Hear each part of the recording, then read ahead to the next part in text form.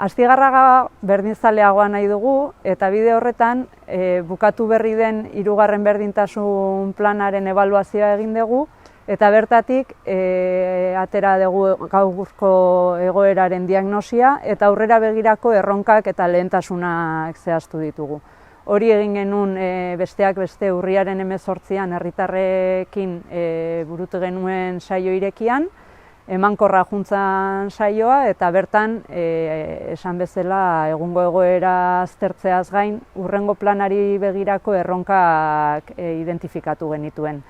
Hurrengo plana datorren urtearen lehen 3 hilabetekoan burutuko dugu, 4. berdintasun plana izango da eta horretara ere gonbidatuko ditugu herritarrak bertan parte hartzeko eta denen artean ditugun erronkei erantzuteko ekintza plana osatu eta denen artean egiteko.